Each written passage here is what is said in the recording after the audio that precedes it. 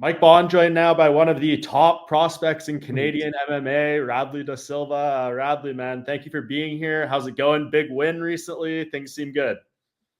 Yeah, man. Appreciate you having me on, brother. I've been following the page, the website for years, so it's freaking awesome to finally get on here. Yeah, man. And well, you've definitely put in the work and deserved it. The past two wins in particular have obviously been really good for you, doing great things in BFL, which for people who may not know is a very strong, I guess, regional promotion, you would call it, out of Vancouver, Canada. I guess this has been a real nice run for you. What do you feel like the kind of the keys to turning the page a little bit have been and putting on these spectacular performances? Yeah, the key is, man, being active, like for so many years I was like not fighting. And I attribute that a lot to like trying to force the issue, really. Like, I've been training my whole entire life, and I tried everything to get in there and stay active and do all that, but for whatever reason, life wasn't letting it happen. So when I kind of just let go of trying to force the issue, I guess, and kind of just go with the flow of things went a lot easier and have been going a lot easier for me. So yeah, it's been great having 5 fights in the last 15 months. Like literally like a year and a half ago, I was only 2-1. It's crazy. And I've been training my entire life. Everybody knows that, I have the talent to make it to the top. It's just I wasn't able to get in there and, make it happen. So it's been a blessing in the last 15 months. Everyone who I think has paid attention to kind of the Canadian MMA scene since COVID, I think has known it's been really difficult for fighters to get fights in Canada and even cross the border and stuff during that period. Did that have much to do with it, or are these kind of things you're alluding to something outside of the impact that had on the scene? It's been both, man, because you're right. Like right at the end of 2019 there, I won my first professional title for RFC. And I was like, man, here we go. The train's about to get going. And and then COVID hit. And then yeah, so literally for like at least a good year and a half, fights weren't really happening. And then finally when they started happening, I was trying to get a fight for at least like a year, a year or so, and just nothing was going through. And before I started the run, like 15 months ago, I was fully contemplating retiring fighting, like 100%. I was just like, man, this is too much politics. This is too much. Like, I just want to compete and I can't. It's like, what's the point? I'm wasting time here, and I'm getting older. My daughter was about to be born that same year. Like, she was like months away, and I had been in camp for like almost a whole year without fighting. So it just felt like kind of like a pointless effort. So I was literally looking for jobs and new stuff, like just to like completely change up my life. And I got a call from the promoter from Battlefield, and he had a fight for me. And I said, all right, we'll give it one last go. And luckily the fight went through, and I haven't looked back since. Nice. And you feel, like you said, the consistency in the schedule has been solid. Do you feel that BFL has kind of really embraced you as one of the guys that they want to push and kind of consistently put on these cards, especially in Vancouver? Yeah, for sure, man. They've been wanting to push me for forever, but it's just, I haven't been able to get in there. Like my family started fighting with them since the first Battlefield show they ever had. It was like I don't even know how long ago, like 14 years ago. We started. We had my good friend and training partner Achilles Estremadura. He was like, so we coached him.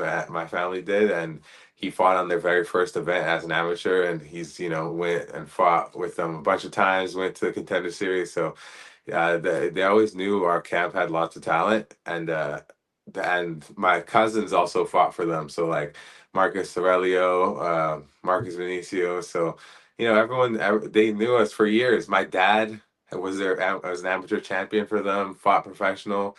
So obviously my family like has really deep roots with Battlefield. So they were just waiting for me to like be able to actually get in there and do my thing. And it's great to have those great roots with them, but also got to win fights. So so I was able to do that, and they're just willing to push me because they know I have the talent to get there. Yeah, and you got to win fights, like you said, and you have 7 in a row now. What do you feel like this kind of sets you up for? Do you feel like you want to keep making that your home a little bit? Has there been any talks about things like the Ultimate Fighter, Dana White's Contender Series, which we know launches in the summer? What do you kind of see as the path here in 2025, especially coming off these past 2 wins? The one 2 fights ago was obviously a viral knockout, and then the last one was a great finish as well. Yeah, I got to talk to like the UFC matchmakers after that viral knockout, and they were impressed and all that. They were just wanted me to get a couple more fights under my belt, and the last I was trying to get a fight like ASAP after that knockout, so I wanted to fight before the year ended, but I just couldn't get anyone to accept the fight outside of Battlefield, outside of a championship fight, and even me trying to get other championship fights in other promotions like a top rated one in the States. They weren't accepting it. They didn't want to risk their champion losing to some Canadian and all that stuff. So uh, yeah, I just want to stay active really, and yeah, I think that last win. Uh, I mean, it kind of does it's been said lots of times. The last 2 guys to beat him from Battlefield were the featherweight champs, and they both went onto the UFC in some regard, right? So, and I was able to do it I was able to do it around faster than the guy who beat him the fastest, which was Vogel, and I think the fight was a little bit funner as well. So yeah, it's just I think I stamped a little bit more at least. So even if I have to fight again, like I'm not stressing it at all. Like I'm not one of those guys that's like, I need it now, like you force it, like you know what I mean? Like because I know, like I said, I'm done forcing the issue on things. I'm just gonna let my fighting speak for itself. If people think I'm ready and they think I deserve to be there, then I'll be there. And if not, getting more experience isn't gonna hurt anyone.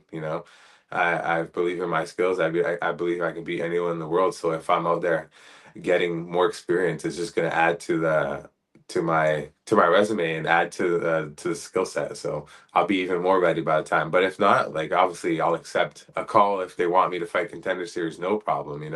Have a nice long camp and I'll be in there ready to go. But I already had it set that I wanted 1 or 2 fights this year before Contender Series, and I want to get that Contender Series win and hopefully end the year off with like a full-fledged fight in the UFC. That's what I was hoping to do.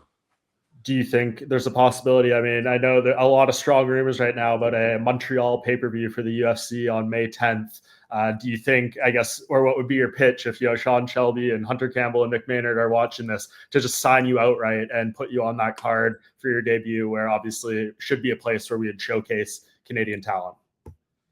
I mean, I kind of know how the UFC works. Like I've been watching UFC for since I was 8 years old. You know what I mean? Like I understand that they don't really sign guys outright like that anymore. Like basically, there's only a couple ways to get in, which is injury replacement list or UFC Contender Series. Like there's basically only those ways to get in. But if I could make a case, like Canada needs the fresh talent, man. Like this is one of the best markets in the world for the UFC.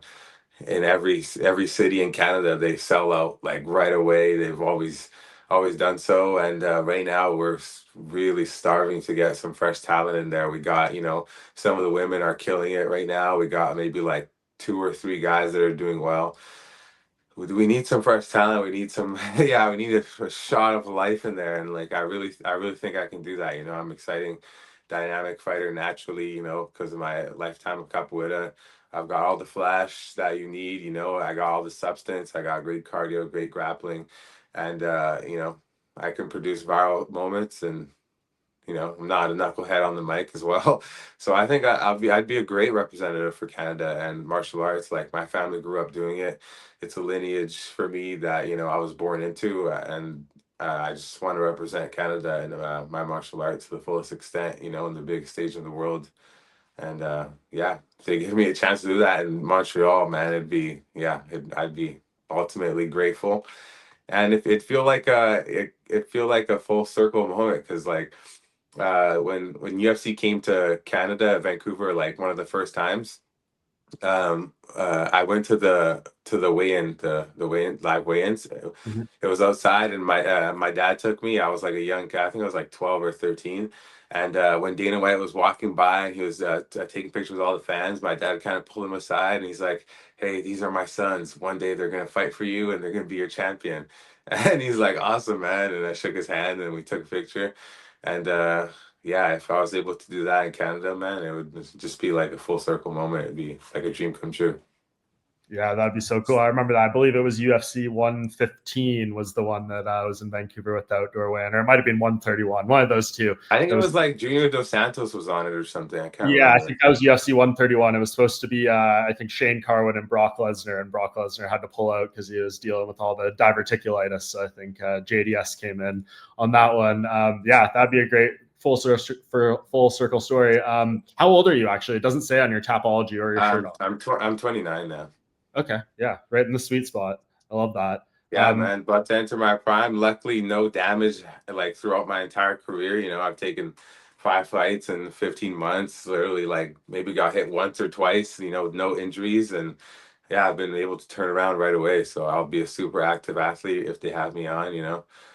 And I know they like that. So, and my last fight too, like, you know, I had every injury in the book, super sick. I wouldn't pull out, and I understand what it means to have opportunities in the game. Like they only come around, you know, sometimes once in a lifetime. So, it's a very like opportunity based game. It's either you take it or you don't. Mm-hmm.